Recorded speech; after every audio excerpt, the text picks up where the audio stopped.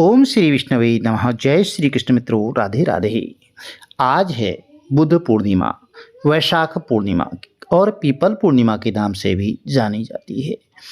आप सभी भक्तजनों को बुद्ध पूर्णिमा, वैशाख पूर्णिमा की बहुत बहुत शुभकामनाएं। आज के दिन भगवान गौतम बुद्ध को ज्ञान की प्राप्ति और महानिर्वाण की प्राप्ति हुई थी। प्रिय भक्तजनों, भगवान गौतम बुद्ध श्रीहरि विष्णु भगवान के नवे अवतार के रूप में जाने जाते हैं। बहुत ही पवित्र दिन है, सोमवार का दिन है और वैशाख पूर्णिमा के दिन जो भी भक्त सच्चे मन से दान पुण्य करता है, कथा श्रवण करता है, उनकी मनोकामनाएं अवश्य ही पूर्ण होती हैं।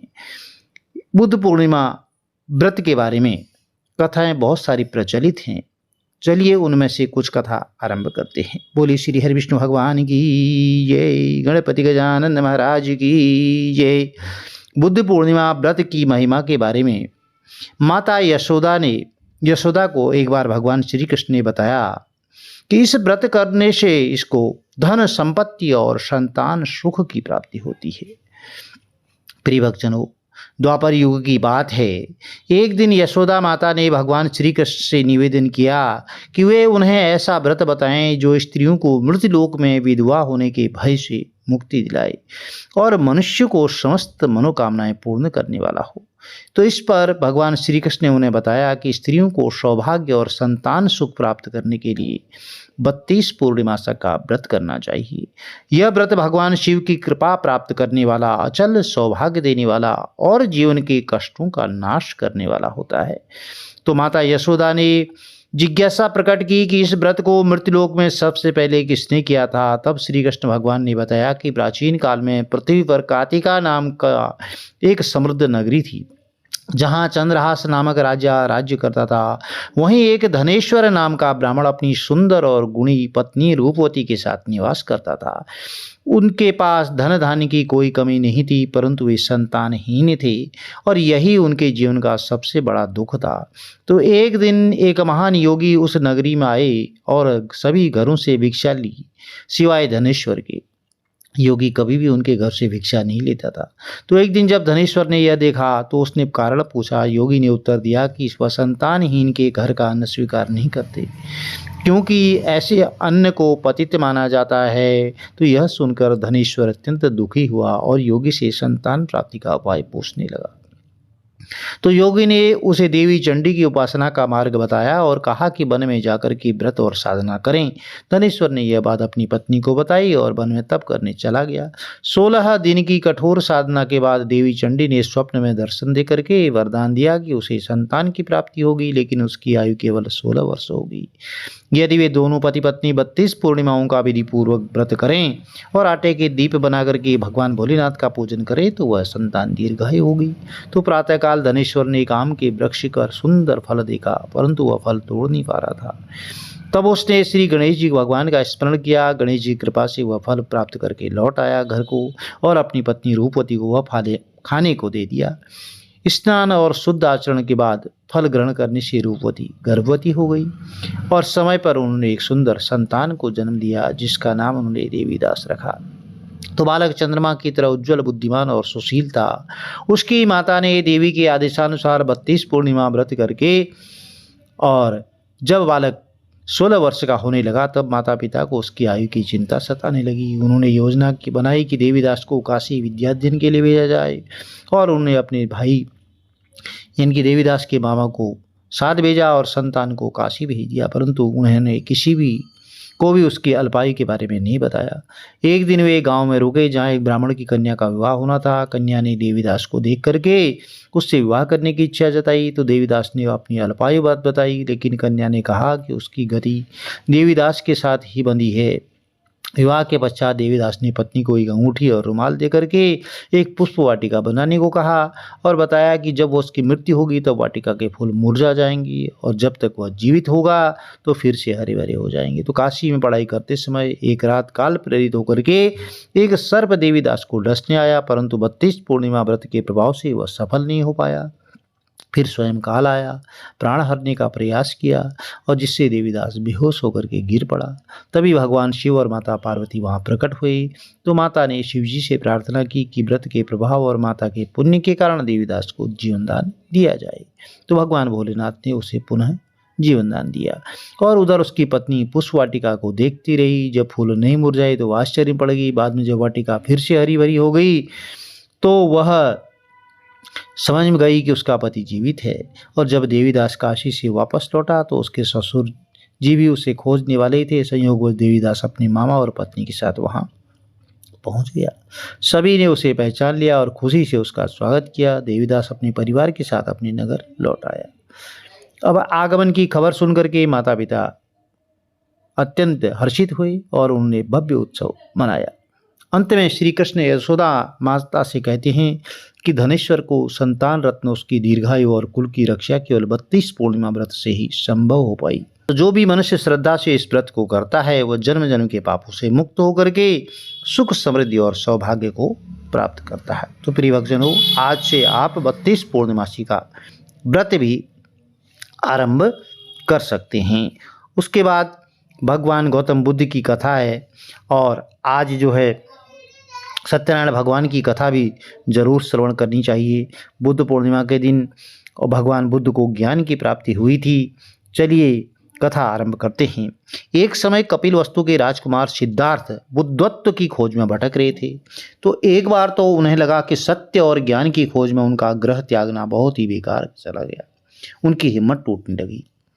धीरे धीरे उनकी हिम्मत खत्म होने लगी और प्रयास करते समय एक समय ऐसा आया जब सिद्धार्थ को एहसास लगने लगा कि सत्य और ज्ञान प्राप्त करने के लिए उनका अपना घर छोड़ना व्यर्थ हो गया।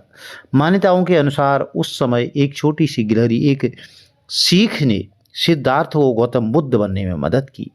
ऐसा माना जाता है कि जब सिद्धार्थ सत्य और ज्ञान प्राप्त करने में असफल हो गई तब उनके मन में एक विचार आया कि वह राजमहल वापस लौट जाएं। मन में ऐसा विचार आने के बाद वह अपने राज्य कपिल वस्तु जाने के लिए लौटने लगी।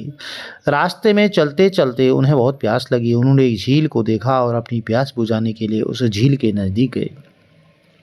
झील के निकट जाकर के उन्होंने वहां पर एक गिलहरी को देखा। छोटी सी गिलहरी पानी पीने के लिए बार बार झील में जाती और अपनी पूंछ को उसमें डुबोकर वापस रेत पर झटक देती। तो यह देखकर सिद्धार्थ के मन में सवाल उत्पन्न हुआ कि यह नन्ही सी गिलहरी कर क्या रही है। उन्हें ऐसा लगा कि शायद वह गिलहरी झील को सुखाने की कोशिश कर रही है, पर इस तरह गिलहरी का प्रयास कभी भी सफल नहीं हो पाएगा। तभी उन्हें ऐसा महसूस हुआ कि गिलहरी उनसे कुछ कहने की कोशिश कर रही है। सिद्धार्थ को ऐसा लगा कि जैसे गिलहरी उनसे कह रही है कि यदि कोई व्यक्ति अपने मन में किसी कार्य को करने की ठान ले और उस पर अटल रहे तो वह कार्य सफल हो जाता है। बस हमें कभी भी प्रयास नहीं छोड़ना चाहिए। तब सिद्धार्थ को अपने मन की कमजोरी का एहसास हुआ और वह वहीं से वापस लौटकर तपस्या में लीन हो गई। लगातार कोशिश करने के पश्चात उन्हें बुद्धत्व की प्राप्ति हुई। तो प्रिय भक्तजनों, तो इस तरह की बहुत सारी कथाएं प्रचलित हैं। आज पूर्णमासी है और वैशाख पूर्णिमा के दिन श्री सत्यनारायण भगवान की कथा भी श्रवण करनी चाहिए। चलिए कथा आरंभ करते हैं। बोले सत्यनारायण भगवान की जय, श्री हरि विष्णु भगवान की जय, गणपति गजानन महाराज की जय। कथा के अनुसार एक बार श्री व्यास जी ने कहा कि एक समय नैमिषारण्य तीर्थ में शौनक आदि सभी ऋषियों और मुनियों ने पुराण शास्त्र के वेदता श्री सूत जी महाराज से पूछा कि ऋषियों ने कहा कि हे महामुनि, किस व्रत या तपस्या से मनोवांछित फल की प्राप्ति होती है, उसे हम सब सुनना चाहते हैं, आप कहें।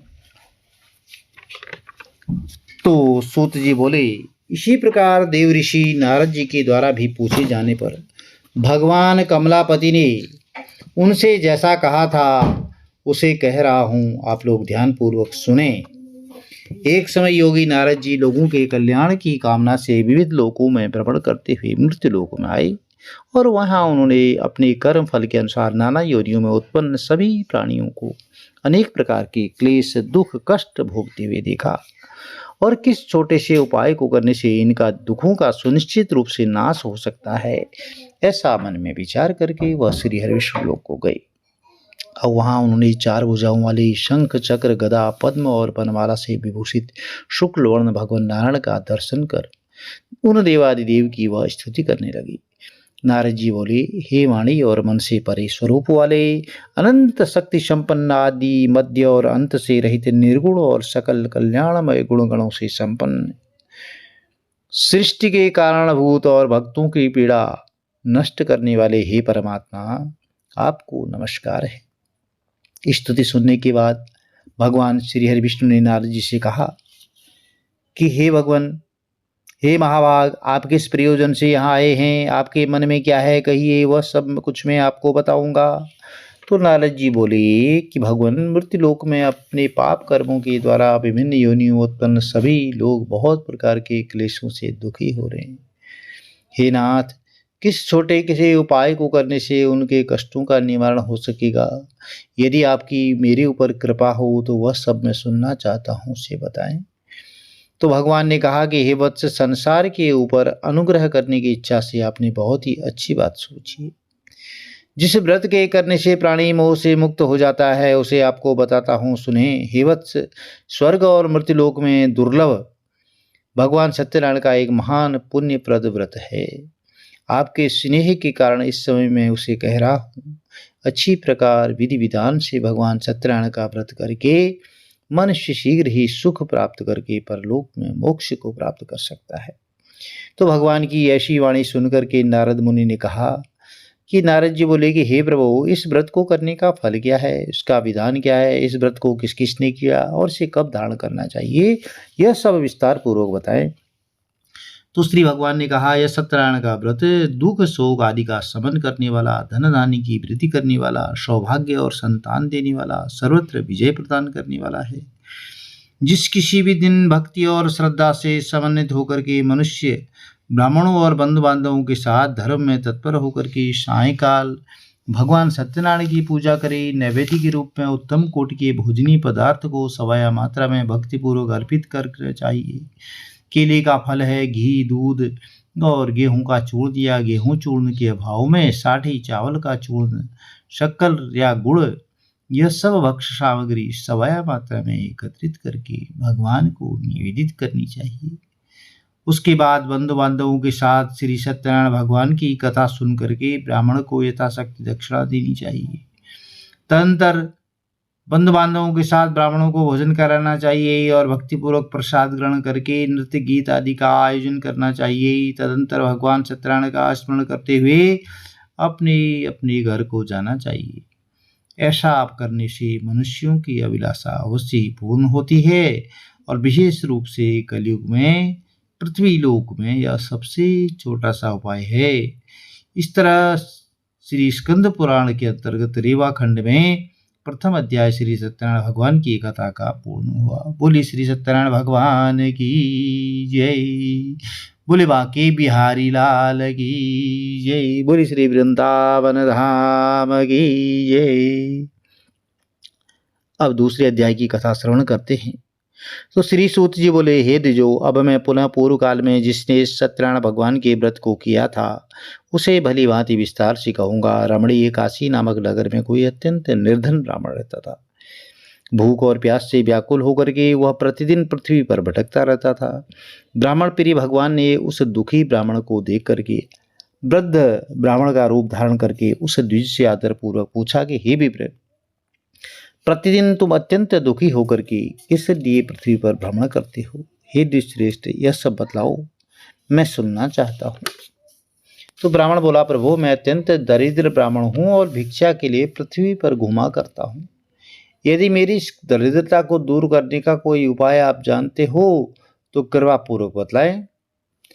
अब वृद्ध ब्राह्मण बोले कि हे ब्राह्मण देव, सत्यनारायण भगवान अभीष्ट फल देने वाले हैं।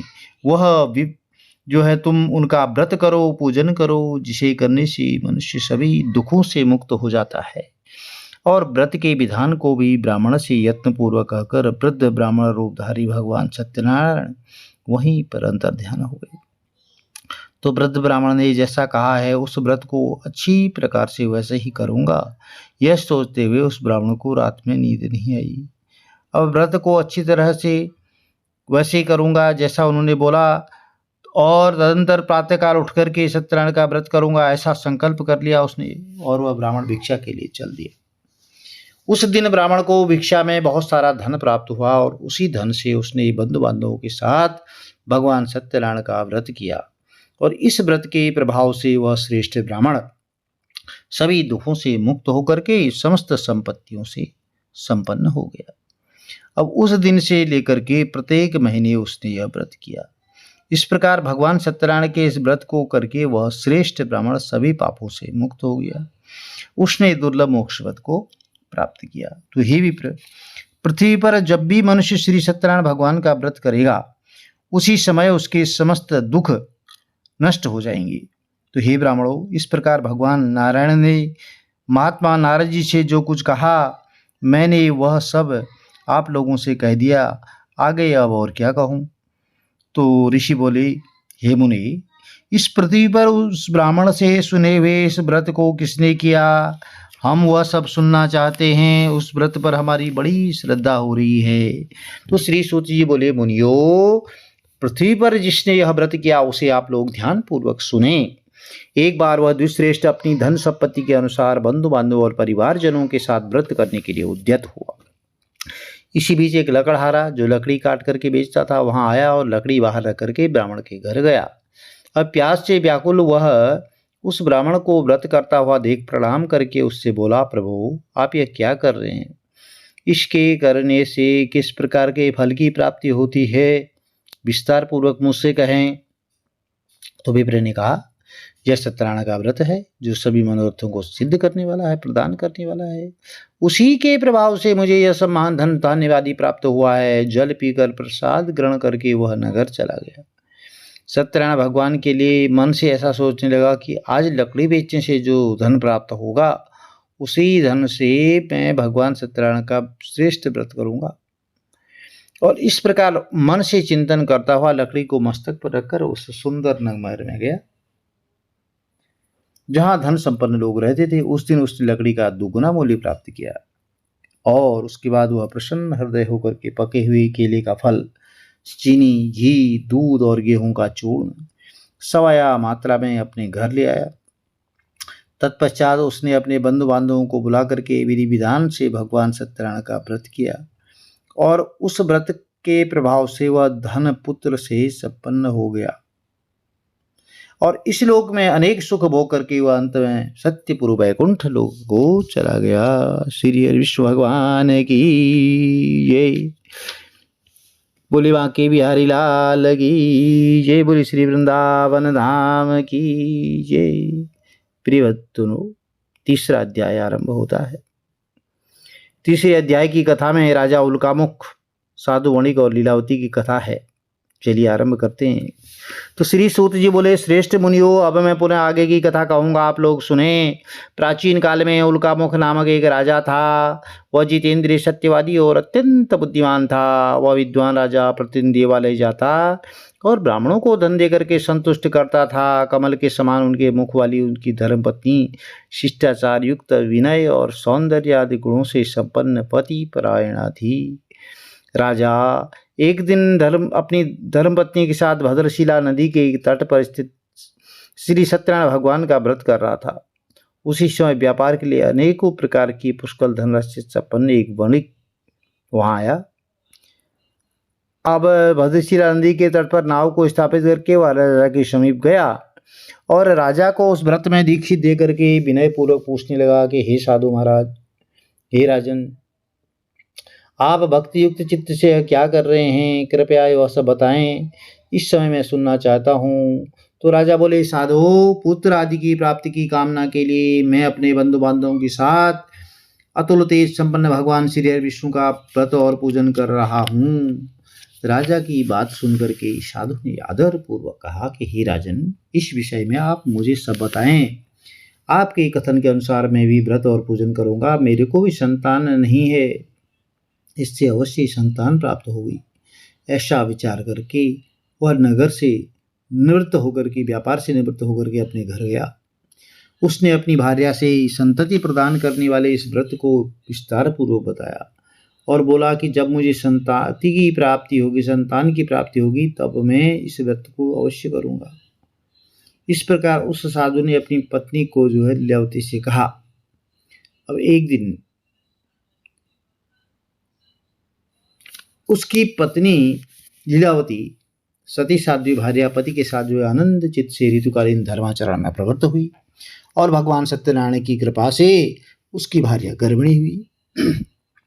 10वें महीने में उससे कन्या रत्नी की उत्पत्ति हुई और वह शुक्ल पक्ष की चंद्रमा की भांति दिन प्रतिदिन बढ़ने लगी। उस कन्या का नाम कलावती रखा गया। और उसके बाद एक दिन लीलावती ने अपने स्वामी से मधुर वाणी में कहा कि आप पूर्व में संकल्प श्री सत्यनारायण भगवान के व्रत को क्यों नहीं कर रहे हैं। अब साधु बोला, प्रिय, इसके विवाह के समय मैं करूंगा। और इस प्रकार अपनी पत्नी को भली भांति आश्वस्त करके वह व्यापार करने के लिए नगर की ओर चला गया। इधर कन्या कलावती पिता के घर में बढ़ने लगी। अब उसके बाद धर्मज्ञ साधु ने नगर में सखियों के साथ क्रीड़ा करते हुए अपनी कन्या को विवाह योग्य देख करके आपस में मंत्रणा की पति पत्नी ने, और कन्या के लिए श्रेष्ठ वर का चयन करो ऐसा दूत से कहकर उसको शीघ्र ही नगर भेज दिया। अब उसकी आज्ञा प्राप्त करके दूत कांचन नामक नगर में गया। वहां से एक वणिक पुत्र को लेकर आया। उस साधु ने उस वणिक के पुत्र को सुंदर और गुणों से संपन्न देख करके अपनी जाति के लोगों और बंधु बांधवों के साथ संतुष्ट चित्त होकर के विधि विधान से वणिक पुत्र के हाथ में कन्यादान कर दिया। अब उस समय वह साधु वणिक दुर्भाग्यवश भगवान का वह उत्तम व्रत करना फिर भूल गया, जबकि पूर्व उसने संकल्प ले रखा था। अब विवाह के समय में व्रत न करने के कारण उस पर भगवान जो है रुष्ट हो गई। कुछ समय के बाद अपने व्यापार में कुशल व साधु वणिक काल की प्रेरणा से अपने दामाद के व्यापार करने के लिए समुद्र के स्थित रत्नसारपुर नामक सुंदर नगर में गया और अपने श्री संपन्न दामाद के साथ वहां व्यापार करने लगा। तदंतर वे दोनों राजा चंद्रकेतु के उस रमणीय नगर में गई। उस समय भगवान सत्यनारायण उसे जो भ्रष्ट प्रतिज्ञा दे करके और इसे दारुण कठिन और महान दुख प्राप्त होगा ऐसा श्राप भगवान ने दिया।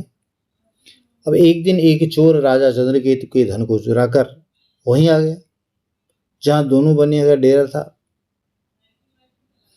अब वह अपने पीछे दौड़ते हुए दूतों को देख करके भयभीत चित्त से वह धन वहीं छोड़कर छिप गए। इसके बाद राजा के दूत वहां से आ गए और वहां जहां वह साधु वणिक था वहां राजा के धन को देख करके वे दोनों को जो है पकड़ करके बांध कर ले गए और हर्षपूर्वक दौड़ते हुए राजा से बोले कि प्रभु, हम 2 चोर को पकड़ कर लाए हैं, इन्हें देखकर आप आज्ञा दें। तो राजा की आज्ञा के अनुसार दोनों को शीघ्र ही दृढ़तापूर्वक बांध करके बिना कोई विचार विमर्श किए और कारागार में डाल दिया। भगवान सत्यदेव की माया से किसी ने उन दोनों की बात नहीं सुनी और राजा चंद्रकेतु ने भी उन दोनों का धन ले लिया। अब भगवान के श्राप से वणिक के घर में उसकी भार्या भी बहुत दुखी हो गई। उनके घर में सारा का सारा जो धन था वह चोर ने चुरा लिया और लीलावती शारीरिक और मानसिक पीड़ाओं से युक्त भूख और प्यास से दुखी होकर के अन्न की चिंता से दर दर भटकने लगी। कलावती कन्या भी भोजन के लिए इधर उधर रोज जाने लगी। एक दिन भूख से पीड़ित होकर के वह कलावती एक ब्राह्मण के घर में गई। वहां जाकर उसने श्री सत्यनारायण भगवान के व्रत और पूजन को देखा। वहां बैठकर उसने कथा सुनी और वरदान मांगा। तदनंतर प्रसाद ग्रहण करके और कुछ रात होने पर वह घर गई।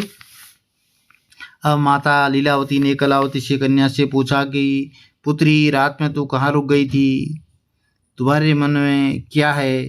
तो कलावती कन्या ने कहा अपनी माता से कि हे माँ, मैंने एक ब्राह्मण के घर में मनोरथ प्रदान करने वाला व्रत देखा है। और कन्या की उस बात को सुनकर वणिक की भार्या व्रत करने को उद्यत हुई और प्रसन्न मन से उस साध्वी ने बंधु बांधवों के साथ सत्यनारायण भगवान का व्रत किया और इस प्रकार प्रार्थना की कि आप हमारे पति और जमाई के अपराध को क्षमा करें, वे दोनों अपने घर शीघ्र आ जाएं। इस व्रत से भगवान सत्यनारायण पुनः संतुष्ट हो गए, प्रसन्न हो गए और उन्होंने नृपश्रेष्ठ चंद्रकेतु को स्वप्न दिखाया और स्वप्न में कहा कि प्रातःकाल दोनों वणिक पुत्रों को छोड़ दो, नहीं तो मैं तुम्हारा धन नाश कर दूंगा जो तुमने उनसे यह इस समय लिया है, अन्यथा राज्य, धन और पुत्र सहित तुम्हारा सर्वनाश कर दिया जाएगा।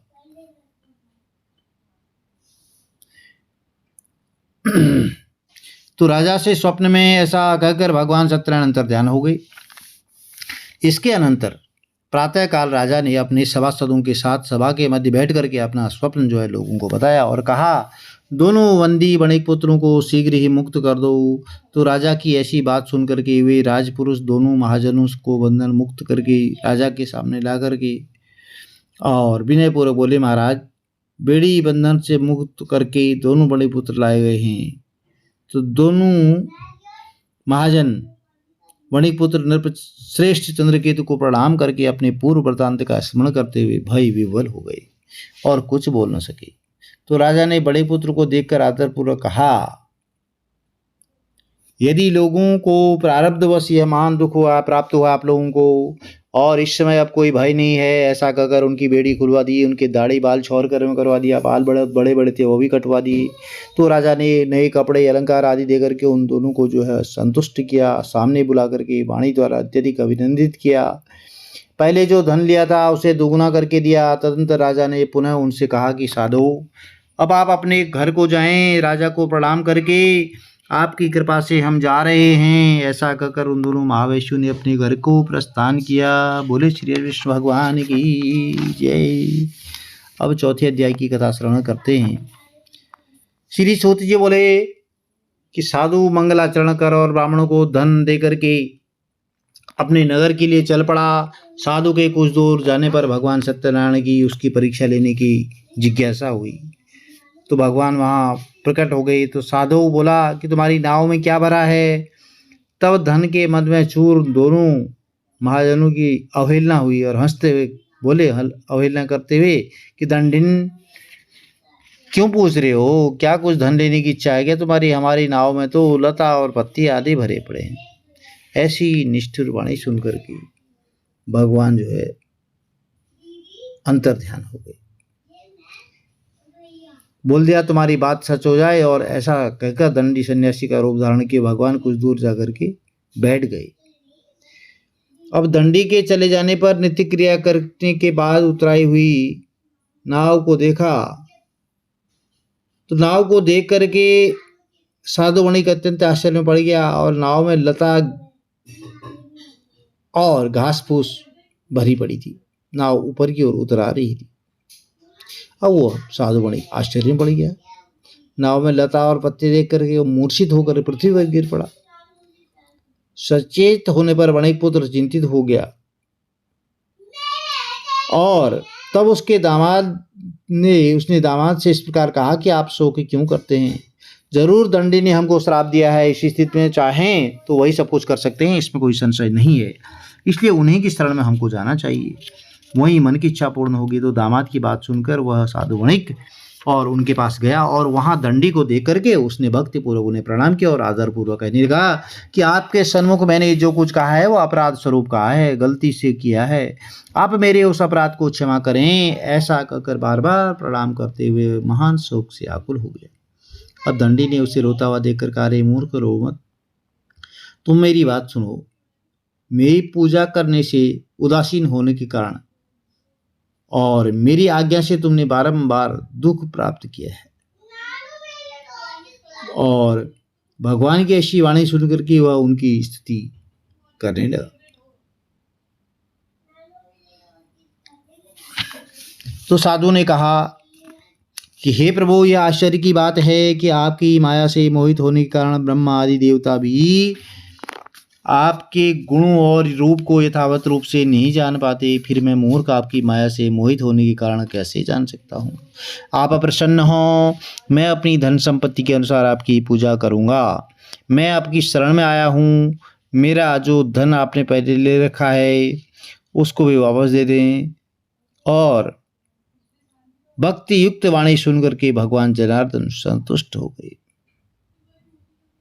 तो भगवान श्री हरि ने उसे अभीष्ट वर प्रदान करके वहाँ अंतर्ध्यान हो गए। उसके बाद वह साधु अपनी नाव में बढ़ा और उसे धन धान्य से परिपूर्ण दे करके भगवान सत्यदेव की कृपा से हमारा मनोरथ सफल हो गया। ऐसा कहकर स्वजनों के साथ उसने भगवान की पूजा की भगवान श्री सत्यनारायण की कृपा से वह आनंद से परिपूर्ण हो गया और नाव को यत्नपूर्वक संभालकर अपने स्थान के लिए, देश के लिए प्रस्थान किया। अब साधु वणिक ने अपने दामाद से कहा कि देखो, वह मेरी रत्नपुरी नगरी दिखाई दे रही है। इसके बाद उसने अपने धन के रक्षक दूत को अपने आगमन का समाचार देखने के लिए अपनी नगरी में भेजा। तत्पश्चात उस दूत ने नगर में जाकर के साधु की भार्या को देखकर हाथ जोड़कर प्रणाम किया और उसके लिए अभीष्ट बात कही कि सेठ जी अपने दामाद और बंधु वर्गों के साथ बहुत सारा धन धान्य से संपन्न होकर के नगर के निकट पधार गए हैं। अब दूत के मुख से यह बात सुनकर के वह महान आनंद से विवल हो गई और साध्वी ने श्री सत्यनारायण की पूजा करके अपनी पुत्री से कहा कि मैं साधु के दर्शन के लिए जा रही हूँ और तुम भी शीघ्र आ जाओ। माता का ऐसा वचन सुनकर व्रत को समाप्त करके प्रसाद का परित्याग कर वह कलावती भी अपने पति का दर्शन करने के लिए चल पड़ी और उससे भगवान सत्यनारायण रुष्ट हो गए। उन्होंने उसके पति को और नौका को धन के साथ हरण करके जल में डुबा दिया। अब देखिए भगवान की माया। इसके बाद कलावती कन्या अपने पति को न देख करके महान शोक से रुदन करती पृथ्वी पर जा गिरी। नाव का दर्शन कन्या को बहुत दुखी देख करके भयभीत मन से साधु ने सोचा, यह क्या आश्चर्य हो गया। नाव का संचालन करने वाले भी सभी चिंतित हो गए। तदनंतर वह लीलावती भी कन्या को देखकर विवल हो गई और अत्यंत दुख से विलाप करती रही। उसने पति से कहा, अपने पति से बोली कि अभी अभी नौका के साथ वह दामाद कैसे आरक्षित हो गया। न जाने किस देवता की उपेक्षा से वह नाव हरण कर ली गई अथवा श्री सत्यनारायण भगवान का मातृत्व कौन जान सकता है। ऐसा कहकर वह स्वजनों के साथ विलाप करने लगी और कलावती कन्या को गोद में लेकर के रोने लगी। उसके बाद कलावती कन्या भी अपने पति के नष्ट हो जाने पर दुखी हो गई और पति की पादुका लेकर उनका अनुगमन करने के लिए मन में उसने दृढ़ निश्चय कर लिया। अब कन्या के इस प्रकार के आचरण को देख करके भार्या सहित वह धर्मज्ञ साधु वणिक अत्यंत शोक संतप्त हो गया और सोचने लगा, या तो भगवान सत्यनारायण ने यह अपहरण किया है अथवा हम सभी भगवान सत्यदेव की माया से मोहित हो गए हैं और अपनी धन शक्ति के अनुसार मैं सत्यनारायण भगवान की पूजा करूंगा। सभी को बुलाकर वह इस प्रकार का हिंदी कर उसने अपने मन की इच्छा प्रकट की और बारंबार भगवान सत्यदेव को प्रणाम करने लगा। इससे दिनों के परिपालक भगवान सत्यदेव प्रसन्न हो गए और भक्त वत्सल भगवान ने कृपा पूर्वक कहा कि तुम्हारी कन्या प्रसाद छोड़ करके अपने पति को देखने चली आई है। निश्चय ही इसी कारण उसका पति अदृश्य हो गया है। यदि घर जा करके वह प्रसाद ग्रहण करके आए पुनः, तो हे साधु तुम्हारी पुत्री पति को प्राप्त होगी, इसमें कोई संशय नहीं है। कन्या कलावती भी जब आकाश मंडल से ऐसी भविष्यवाणी हुई तो सुनकर के शीघ्र ही घर गई। उसने प्रसाद ग्रहण किया, पुनः आकर स्वजनों और अपने पति को देखा तो तब कलावती कन्या ने अपने पिता से कहा कि अब तो घर चलें, विलंब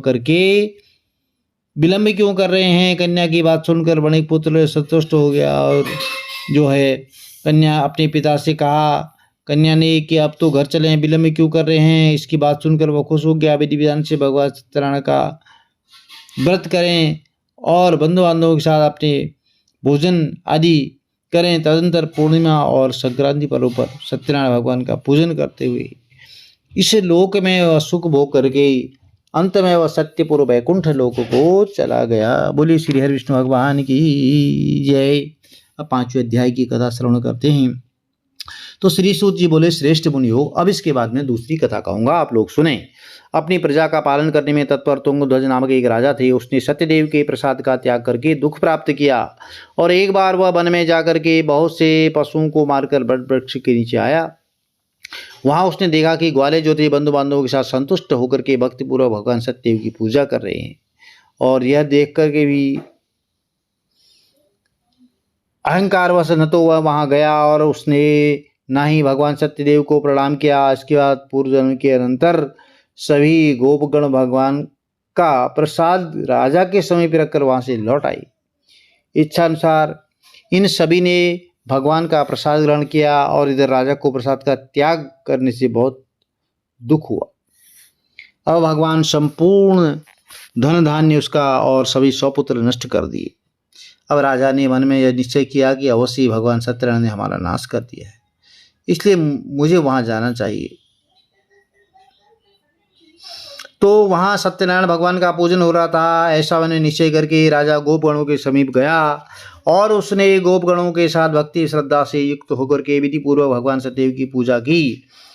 भगवान सत्यदेव की कृपा से वह पुनः धन और पुत्रों से संपन्न हो गया और इस लोक में सभी सुखों का उपभोग करके अंत में वह सत्यपुर वैकुंठ लोक को प्राप्त हुआ।